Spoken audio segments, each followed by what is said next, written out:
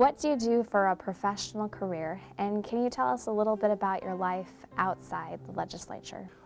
When I was first elected, I was a middle school social studies teacher. So I got to move from how a bill becomes law to how a bill really becomes law.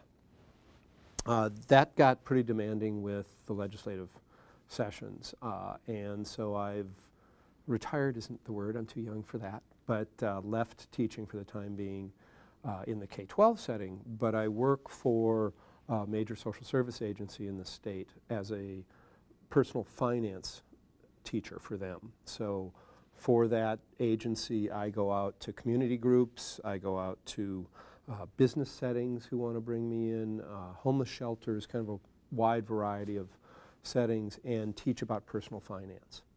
It's a good fit for me because it allows me to take those years of experience in the classroom and the skills that I have there with the work I've done here as a consumer advocate and kind of put them together. It's right in that sweet spot. So I enjoy the opportunity to go out and engage people on personal finance and hopefully strengthen their skills and give them a little new knowledge and help them out. Can you describe the district you represent and tell us what your constituents care about? I represent part of South Minneapolis along the river, from Franklin Avenue at the north end, which is a very dynamic, rich, multicultural area, a large Somali population, particularly in that specific part of the district, but also lots of other folks. It's always been a gateway neighborhood for Minneapolis. All the way down to Minnehaha Falls, which some of your viewers may know was actually the first state park in Minnesota. It's reverted back to the Minneapolis park system, but is a major regional park there. And then some of the surrounding neighborhoods there on the Minneapolis side of the river.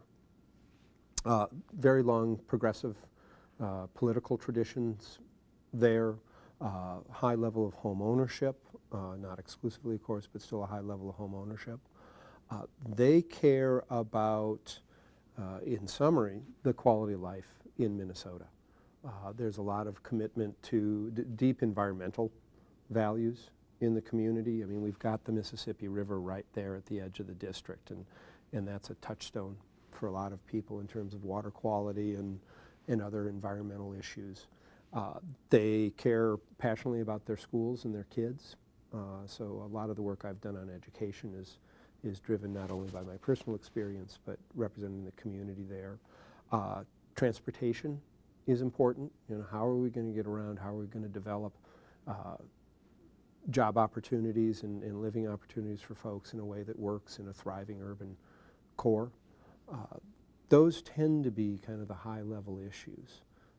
But it's a very engaged and active community with a long tradition of activist neighborhoods, union membership and activism.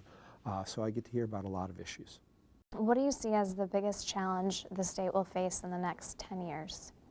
Well, clearly we're still coming out of the Great Recession, and how we develop opportunities for everyone, educational opportunities and then economic opportunities, whether you're the employer starting a new business or the employee looking for that job. I think that's going to be a real area that we need to focus on. And importantly, you heard me say, you know, creating opportunities for everyone, integrating the increasingly diverse community that we have in Minnesota. The Minnesota that I grew up in, that I was born in, the one that my parents were born and raised in, was a very different place from where we are now. And that's wonderful. It's great fun for everyone to rub up with next to folks who are different than us in our schools, in our workplaces, in our communities. How do we learn from each other? How do we make sure that that opportunity is available for everybody and everybody's gifts can come forward to the table and enrich our communities in cultural as well as economic ways? What area or areas of legislation do you feel like you are best equipped to work on? Well, certainly education. I mean, I was a teacher for a long time. I've got two kids who are thriving in the Minneapolis public schools. So I've got, and I'm an active volunteer in the schools. The legislative session is tough for volunteering, but the general legislative schedule allows me some flexibility, and so I'm pretty involved in my own kids' schools. So I come at education issues from a couple of different perspectives, and so I think I've got some expertise there. I've had the pleasure, privilege of serving on the tax committee for a number of years now, and I now chair the property and local tax division. So I feel like I've developed a fair amount of experience and knowledge in the tax area. It's complex. I don't claim to be an expert, but I think I've got some good credibility with my colleagues there. And then, you know, those consumer issues that I touched on earlier. I've done a lot of work on mortgage lending, payday lending, things like that, real meat and potatoes sort of personal economic issues for Minnesotans. And I believe I've developed, again, a credibility and a reputation with my colleagues there of someone who is willing to roll up his sleeves and learn about these issues and then work with everybody around the table to make progress to help Minnesotans protect themselves financially. What are your hidden talents or hobbies? Well, I'm not sure I've got any hidden talents. I tend to live a pretty public life.